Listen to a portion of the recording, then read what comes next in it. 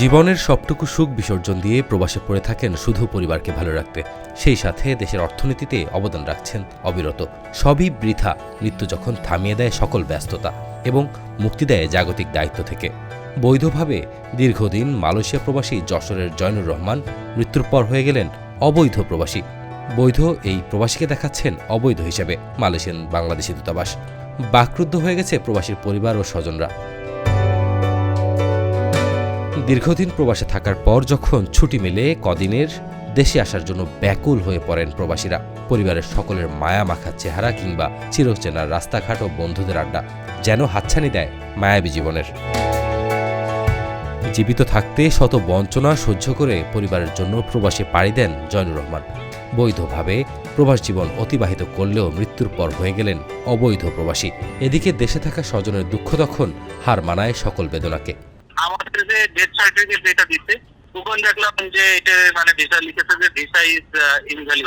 Malaysian দূতাবাসের খামখেয়ালি ও অব্যবস্থাপনায় মৃত্যুর পর বৈধ এই প্রবাসীকে অবৈধ দেখানোর মাধ্যমে সকল প্রবাসীদের সাথে প্রহসন করেছে বলে অভিযোগ স্বজনদের।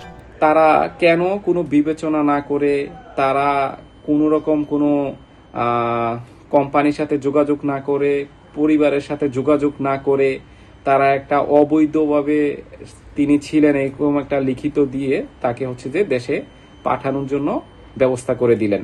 প্রবাসীদের এখন একটাই প্রশ্ন, মালয়েশিয়ান দূতাবাস কোন কারণে দীর্ঘদিনের এই বৈধ প্রবাসীকে অবৈধের তকমা দিয়ে দেশে পাঠাচ্ছে? জিটিভির অনুসন্ধানে উঠে আসে মালয়েশিয়ান দূতাবাসের কর্মরত এই দূতাবাসের কর্মকর্তা নিজেই এখন অবৈধ। জুলাই আন্দোলনের পর দেশের দায়িত্ব যখন অন্তর্বর্তী সরকারের হাতে, ঠিক তখনই দুর্নীতির অভিযোগে মালয়েশিয়ান দূতাবাসের এই কর্মকর্তা সুমন চন্দ্র দাসকে প্রত্যাহার করা হয়। তবে এখনও কোন ক্ষমতায় এই কর্মকর্তা বহাল তবিয়তে আছে তা একটি প্রশ্নের জন্ম দিচ্ছে। অভিযোগ আছে সুমন চন্দ্র দাস পতিত সরকারের ক্ষমতা বলে মালয়েশিয়ায় দায়িত্ব পায়। তার কাছে প্রবাসীরা হরহামেশাই হয়রানির শিকার হতো। এছাড়া অনুসন্ধানে জানা যায় মালয়েশিয়া বাংলাদেশ হাইকমিশনে অসাধু কর্মকর্তা লেবার উইংয়ের প্রথম সচিব সুমন চন্দ্র দাস ইচ্ছাকৃতভাবে যাচাই বাছাই না করেই অবৈধ অভিবাসী হিসেবে দূতাবাস থেকে ছাড়পত্র ইস্যু করেন।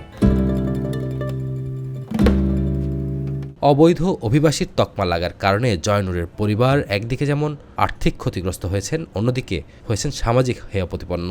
অভিযুক্ত সুমন চন্দ্র দাসের বিরুদ্ধে জেলখানায় থাকা প্রবাসীদের ট্রাভেল পাস নিয়ে দুর্নীতির কয়েক ডজন সংবাদ প্রকাশের পর সংশ্লিষ্ট মন্ত্রণালয় তাকে প্রত্যাহারের আদেশ জারি করেন।